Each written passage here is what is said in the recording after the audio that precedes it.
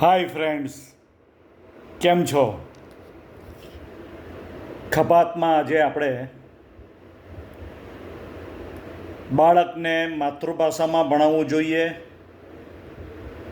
કે પછી અંગ્રેજી માધ્યમમાં ભણાવવું જોઈએ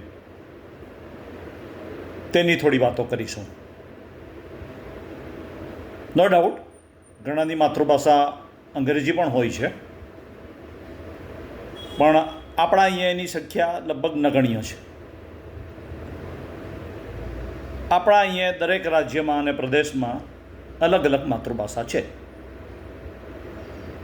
હિન્દી છે, તામિલ છે, બંગાળી છે, મરાઠી છે, ગુજરાતી છે, પંજાબી છે. પણ હું અને આપણે ગુજરાતમાં રહીએ છીએ એટલે આપણી માતૃભાષા ગુજરાતી છે. અને આપણે જે અત્યારે અનુભવી રહ્યા છીએ અથવા તો આપણે જે ચર્ચા કરવી જોઈએ તે બાળકને ગુજરાતી માધ્યમમાં ભણાવવું જોઈએ કે અંગ્રેજી માધ્યમમાં ભણાવવું જોઈએ તેની કરીશું.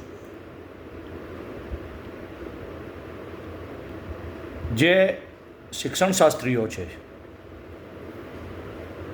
શિક્ષણના ક્ષેત્રમાં જે લોકો પારંગત છે, નિષ્ણાત છે, અથવા તો ચાઇલ્ડ સાયકોલોજીમાં જે લોકો આગળ પડતા છે, તે લોકો તો ખૂબ સ્પષ્ટપણે બરાડા પાડીને કહે જ છે કે કમસે કમ પ્રાથમિક શિક્ષણ તો બાળકને માતૃભાષામાં જ ભણાવવું જોઈએ. એટલે આપણા અહીંયા ગુજરાતમાં ગુજરાતી માધ્યમમાં. મેં મારી પૌત્રીને પહેલાં ધોરણમાં ગુજરાતી મીડિયમમાં મૂકી છે, બારડોલીમાં, ને બહુ સમજી વિચારીને મૂકી છે.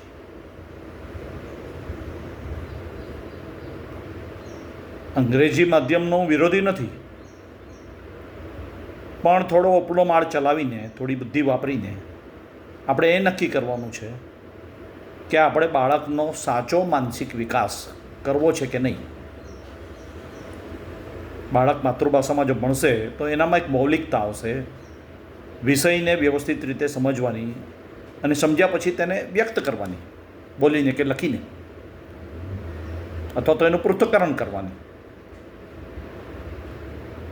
ચોકસાઈ એનામાં વધશે, ચોક્કસ વધશે માતૃભાષામાં જો ભણશે તો. બાળકને કમસે કમ પ્રાથમિક શિક્ષણ તો માતૃભાષામાં જ આપવું જોઈએ. ત્યાર પછી અંગ્રેજી શાના માટે? એ બીજી વિશ્વની ઘણી ભાષા શીખી શકે છે. જર્મની બી શીખી શકે, જર્મન પણ શીખી શકે, ફ્રેન્ચ પણ શીખી શકે, અંગ્રેજી બી શીખી શકે. દુનિયાના જે ડેવલપ્ડ કન્ટ્રી છે,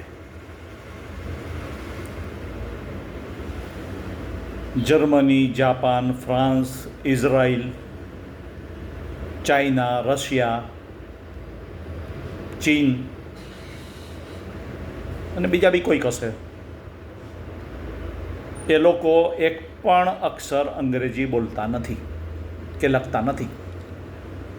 એ લોકો પોતાના દેશની ભાષામાં જ બધો વ્યવહાર કરે છે. તમારે ત્યાં જવું હોય તો એ ભાષા શીખવી પડે.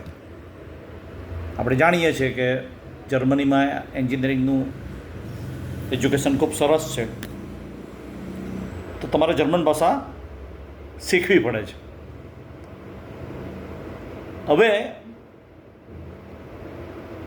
જો ડેવલપ્ડ કન્ટ્રી અંગ્રેજીનો આગ્રહ ન રાખતા હોય તો કદાચ આખા વિશ્વમાં ભારત જ એવો મૂર્ખો દેશ હશે કે જે પોતાની માતૃભાષા છોડીને પ્રાથમિક શિક્ષણ બાળકને અન્ય ભાષામાં શીખવે છે. અને બોલશે કેવું બાળક? ચાલો ગોળ સર્કલ પાસે જઈને ઠંડુ કોલ્ડ ડ્રિંક્સ પીએ. ચાલો ગોળ સર્કલ પાસે જઈને ઠંડુ કોલ્ડ ડ્રિંક્સ પીએ. અને બીજું મિત્રો, આ દેશની અંદર જે સૌથી શ્રેષ્ઠ અને અઘરી પણ પરીક્ષા છે અને ત્યાર પછી જે પદ મળતું હોય છે, યુપીએસસીની એક્ઝામ, તે તમે એક પણ અક્ષર અંગ્રેજી ન આવડે તો પણ આપી શકો છો. એકલી ગુજરાતીમાં પણ આપી શકો છો. બીજી બધી ઘણી ભાષા છે. અને એક પણ અક્ષર અંગ્રેજી આવડ્યા વગર તમે આ દેશમાં કલેક્ટર બની શકો છો. સિમ્પલ છે. તમે ગ્રેજ્યુએટ કોઈ પણ વિષયમાં કરો, સિમ્પલ BA વિથ ગુજરાતી કરો, અમદાવાદ સ્પીપા જોઈન કરો, UPSCની એક્ઝામ ની તૈયારી કરો અને તમે સીધા 24, 25 કે 26મે વર્ષે ક્લાસ 1 ઓફિસર બની શકો છો. શૈક્ષણિક સંસ્થાઓની બીજી કેટલીક પ્રવૃત્તિ માટે મારે ઘણી બધી સંસ્થાઓમાં જવાનું થાય છે. તો આમાં ઘણી સંસ્થામાં જતાં મેં કેટલાક રસપ્રદ અને મજા પડી જાય એવા વાક્યો સાંભળ્યા છે.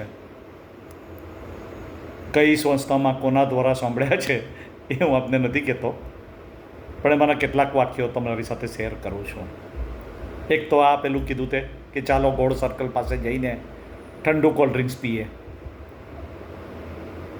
એ તો મિત્રમંડળમાં ફરવા નીકળ્યા હતા ત્યારે એક અંગ્રેજીના વિદ્વાને કીધું હતું, મારા મિત્ર જ હતા. પણ શૈક્ષણિક સંસ્થામાં મેં કેટલાક આવા વાક્ય સાંભળ્યા છે કે don't talk on front of my back. પછી એક જગ્યાએ તો ટીચર વિદ્યાર્થીઓને કહેતા હતા, both of you 3 are get out from the class. Both of you 3 are get out from the class. એક જગ્યાએ એવું બી સાંભળ્યું હતું, stand up, you all stand up in a straight circle. You all stand up in a straight circle. એક જગ્યાએ તો બહુ રસપ્રદ સાંભળેલું. વરસાદ પડતો હતો અને બારણું બંધ કરીને બારી ખોલવાનું કીધું. તો આવું બોલ્યા કે રેઇનિંગ is there, stop the door and start the window. Stop the door and start the window. એક જગ્યાએ એવું બી સાંભળ્યું હતું કે keep silence, principal just passed અવે. એટલે આપણે નથી બોલી શકતા અંગ્રેજી, ફ્લુઅન્સી આવતી નથી, એની કંઈ જરૂર બી નથી. હું નિશ્ચિતપણે એવું માનું છું કે બાળકને એની માતૃભાષામાં, આપણે ગુજરાતી છે તો કમસે કમ પ્રાથમિક શિક્ષણ તો માતૃભાષામાં જ આપવું જોઈએ. મેં મારી પૌત્રીને પણ પહેલાં ધોરણમાં ગુજરાતી મીડિયમમાં મૂકી છે. ડૉક્ટર ધીરેન દેસાઈ, બાબેન, મારો મોબાઈલ નંબર છે 9870979664. મારું YouTube channel doctor Dhiren Desai ખપાત. ફ્રેન્ડ્સ, સબસ્ક્રાઈબ કરજો, જોજો અને શેર પણ કરજો. આવજો.